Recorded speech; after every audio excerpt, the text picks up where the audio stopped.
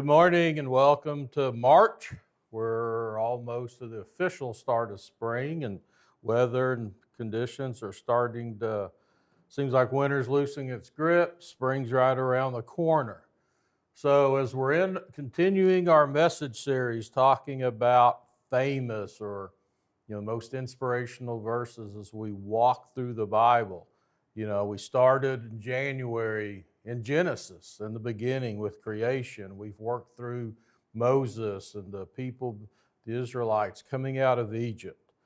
We've went through Psalms and Proverbs and King David and King Solomon's reign.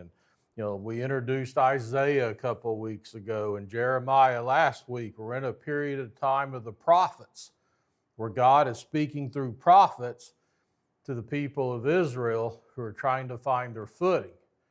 And we know from last week's message, we're in a period right now where the Israelites have been invaded by the Babylonians. Most of the young people and the families have been split up, taken into exile. Jerusalem is ravaged, it's war-torn, and all that's left is a few scattered people, a lot of elderly people, and there's just lots of pain and devastation happening. We can relate to that in today's world. Today's verse is coming from a book written by Jeremiah. Jeremiah had warned the people that they had gotten far away from God. They started believing in their own self. They'd conquered some land and they established themselves, and they kind of got full of pride. Look what I did. Look what I've built. Look how much wealth I've accumulated. Look at the city. And they got away from God. And they were warned that all good gifts come from God, and they were starting to abuse the worship in the temples and religion, and the religious leaders were taking power. They weren't following God's law by taking care of the poor and the neglected, and then the greed was kicking in. And the Babylonians sweep in and catch them with their guard down. And Jeremiah writes in a book today. He wrote the book of Lamentations, and that's where our passage of the week's from. Now, when you think about your favorite books in the Bible, how many would say Lamentations? That's my favorite book. I read it all the time. Love that book. Probably nobody. Because if you understand, Lamentations comes from the word lament, which is grieving, sorrow, mourning, crying. It's a book of devastation and grief because the Israelites are in the middle of this period of exile and captivity, and their world has been shattered. And Jeremiah is writing this book about them pouring out their sorrows and their grief and their anguish. And yet in this book, in chapter 3, verse 22 through 23, he writes and says these words of hope. Because of the Lord's great love, we are not consumed, for his compassions never fail. They are new every morning. Great is your faithfulness. Now, we've all heard that phrase, great is your faithfulness. Your mercies, your compassions are new every morning. That comes from the book of Lamentations. It comes from a period of sorrow and distress, and their lives are totally wrecked. And this passage is usually weaved in these verses from 19 through 26 to put it in comment, and I'll read those. I remember my affliction and my wandering, the bitterness and the gall. I well remember them, and my soul is downcast within me. Yet this I call to mind, and therefore I have hope. Because of the Lord's great love, we are not consumed, for his compassions never fail. They are new every morning. Great is your faithfulness. I say to myself, the Lord is my portion. Therefore, I will wait for him. The Lord is good to those whose hope is in him, to the one who seeks him. It is good to wait quietly for the salvation of the Lord. Now, why is this verse famous? These words have inspired songs, prayers for generations because they speak directly to people who feel like they've hit rock bottom. They remind us that God's mercy doesn't run dry. If you grew up in a small church like I did, you had the old hymn, the hymn books. We didn't have screens with the songs and the words up on the wall we could all look at. We had actual books that you had to turn to a page number and sing a song. And one of the greatest hymns of all time is "Great is Thy Faithfulness." It's right up there with "Amazing Grace" and some of the other classics. And you'd sing, this song was constantly in the rotation. You'd hear it every couple Sundays. And it comes from this book of Lamentations. And it reminds us that no matter what we're going through in life, God is faithful and He's always there. Faithfulness sometimes just means being there, being present. Bob Green was a man in Chicago. He just lost his job. And he was devastated and going through a difficult time. And then unexpectedly, his wife passed away. And Bob had 2 young kids, and Bob was devastated at the loss of his wife. He had a quick private funeral, and he was hitting rock bottom. He was consumed and overwhelmed with darkness. He didn't want to talk to anybody. He didn't want to speak, go outside. He did not want to do anything. And after his wife's service, when he got home, it took all the strength he could muster just to feed his kids and put them to bed. And he just sat there in his bed all night, just weeping and mourning, his life shattered. And his phone buzzed, and he looked over there and he saw the word Jack. Jack was his best friend. And he didn't want to talk to Jack. He didn't want to talk to anybody. So he just rolled over and went through a tossless night. Well, the next morning he wakes up and looks at his phone. He sees Jack's left a voicemail.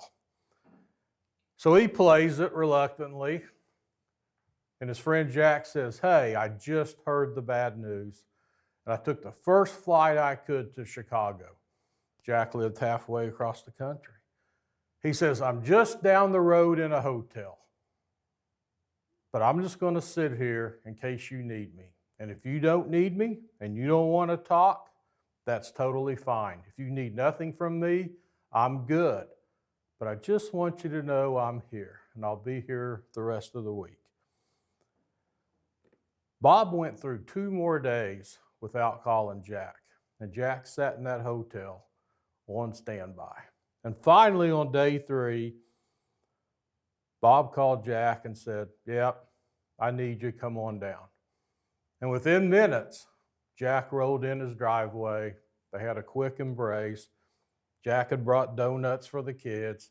And Jack and Bob sat on their front porch for hours, and not one person said a word. Not one word was said. They just sat there and stared at the street until lunchtime, and Jack quietly stood up, got the kids, took them to lunch, took them to the grocery store, showed back up, brought Bob some food, went back out on the porch, and they sat there the rest of the day. At the end of the evening, he left and went back to his hotel. They spent the entire day, and neither one of them spoke or said a word. And this went on for several days, the rest of the week.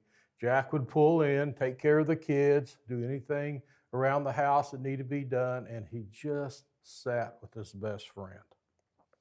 And he showed us that faithfulness is really about just being there. No fancy words, no speeches, just being present and meeting the needs that he saw.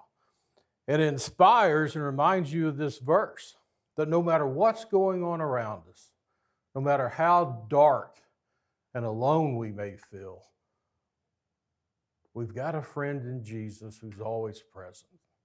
He's just sitting there. He's waiting for us to tell him what we need. And if he sees a need, he'll just meet it quietly, without any announcement, without any fanfare. But his presence is just comforting and there. If you talk about a short explanation of the verse, Lamentations is basically, it's a book of grief. The author, Jeremiah, writing this during this time, was surrounded by total loss, destruction, and despair. Everything felt broken. In the middle of the darkness, he said something surprising. He reminded the people God's love is still here. His compassion has not failed. His mercy is brand new with every sunrise. Now, this is not denial. He's not denying the situation and how dire and gloom it is. The writer did not ignore the pain that everybody was going through, but he faced it head on.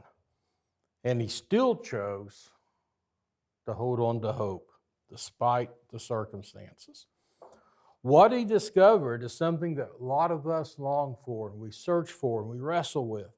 Even when everything else falls apart, God's faithfulness does not.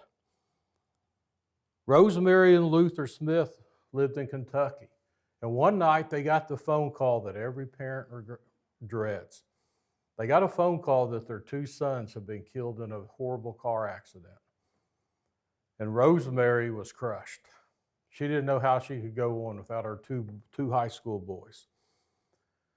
And when they were leaving the funeral site, she heard the bells toll, and she counted 33 times the bells tolled. And she remembered, for some reason, Jesus was exactly 33 years old when he lost his life. And she thought about the pain the Father must have felt.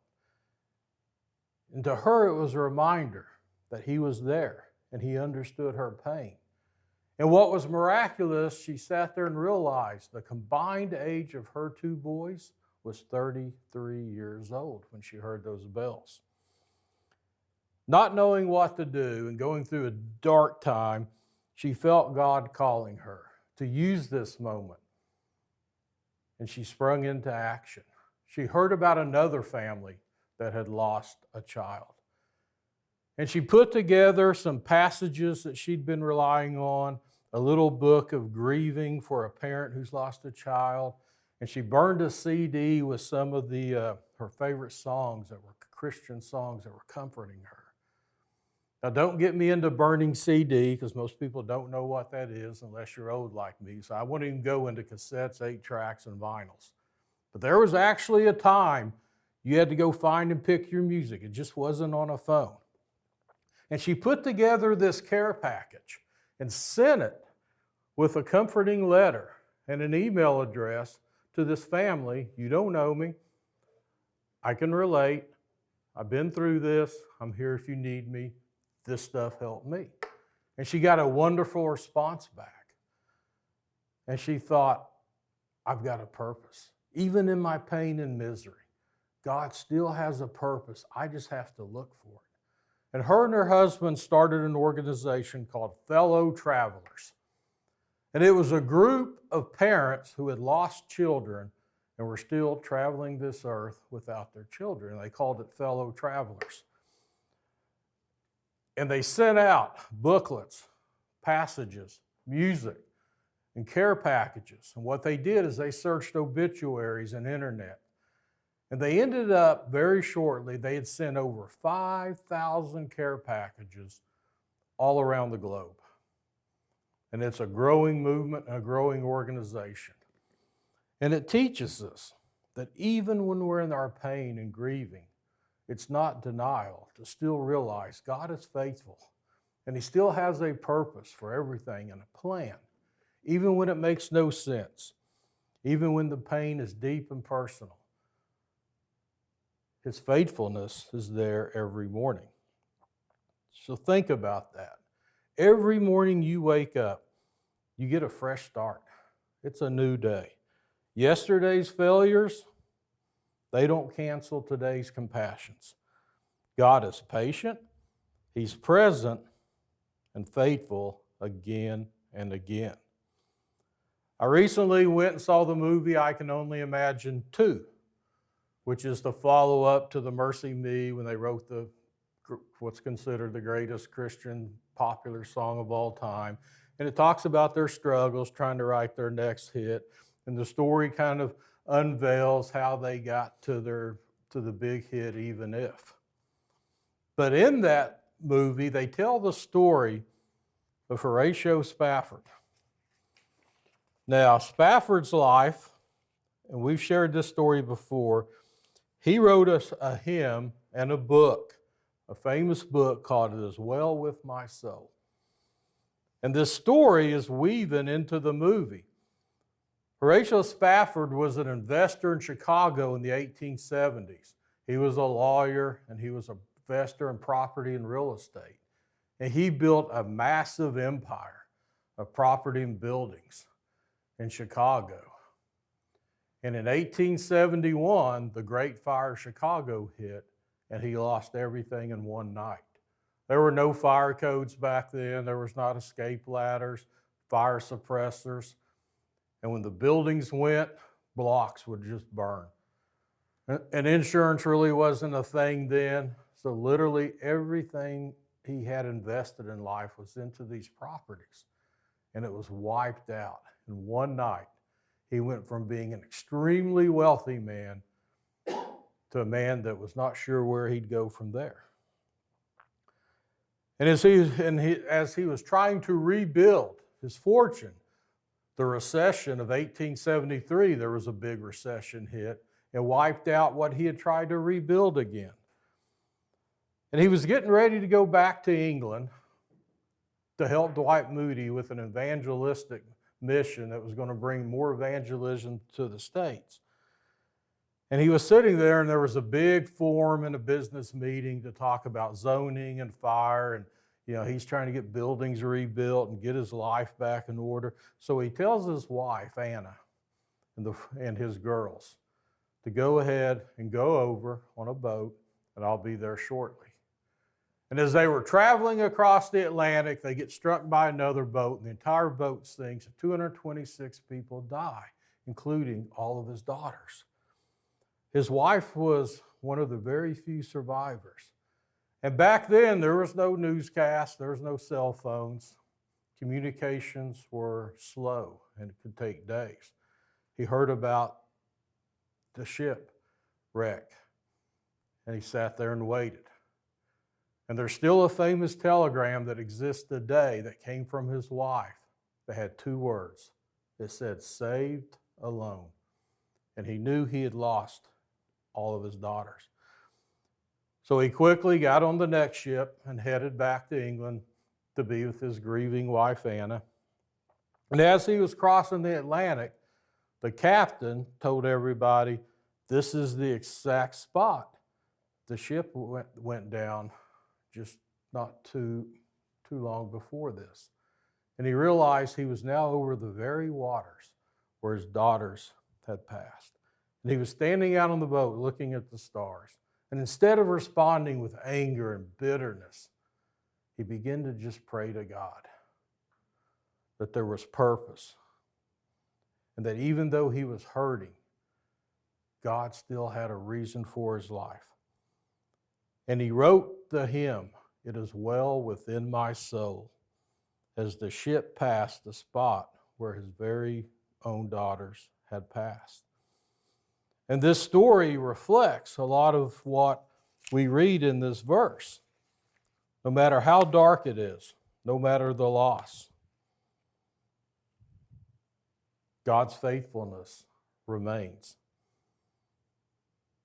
That verse meant a lot to Horatio. It meant a lot to Bob Green. It meant a lot to Rosemary and Luther, who all experienced devastating losses. Yet they clung tight and they sought God's faithfulness every morning to help them navigate the pain and the understanding. And even though no one may fully ever understand why bad things can happen to good people, the truth is God remains faithful and his plan remains superior to all. So what can this verse mean for each of us in these times? You ever felt crushed by your own mistakes? I just brought it upon myself. You ever felt extreme grief or hopelessness when something you can't control goes bad and you or a family member or somebody you love is hurt deeply? we have to remember that in this verse, God's mercy is not run out. You're not out of God's grace today. Today's a new day, and His faithfulness will carry you forward. You see, in today's world, it's real easy to get caught up in death scrolling on your phone, the old death scroll, nonstop. We're all going to pass away with calluses on our index finger. And you just get caught up and you lose track of time. And those algorithms just pull you in deeper. And then you put your phone down, you click on the TV to take a break, and we're in this 24-hour news cycle of war and death and anger and division. And it just wants to pull you down into such a deep despair. And we have to remind ourselves, God is still in control. And God is faithful. And He's weaving everything together for His purpose. In the movie, I can only imagine, they asked the question, what do you do when you write the greatest song of all time and now you got nothing left? You still feel empty and your life's still struggling. And he had an answer. You just hang on. So what do you do out there today if the news and the darkness of the world and whatever you might be going through and the pain, if you're not, you know somebody it probably is. So what do you do when things seem dark and depressed? You just hang on. And you remember this verse. Because of the Lord's great love, we are not consumed, for His compassions never fail. They are new every morning. Great is your faithfulness. We're going to close in a word of prayer today. And I found a prayer that was actually tied to this verse. And I thought it was so appropriate for not only today's message, but the time period we're in the world. So let's just bow our heads. And I'm just going to read this prayer out loud for each of us and just let the words sink in. Thank you, Lord, that I've made it to the middle of the week, and I recognize that it was your grace that carried me here. Some of us are in the middle of a storm, in the middle of a battle, in the middle of uncertainty, but we are not in the middle alone. You are right here with us. Lord, when we feel stuck between what was and what will be, remind us that you are working in the middle. You're working in the chaos and the storm. When the storm feels loud and the battle feels intense, steady our hearts and quiet our minds. Help us not to panic in the process or to lose faith in the waiting. Thank you that the middle is not the end of our story. Thank you that what feels like pressure is producing growth, endurance, and a deeper trust in you. Fight the battles we don't have the strength to fight. Calm every storm that's trying to shake our peace. Today, we choose faith over fear. We choose trust over worry. We believe you are turning this battle into a testimony and this storm into a stepping stone. In Jesus' name, amen. Have a blessed week, and we'll see you next Wednesday.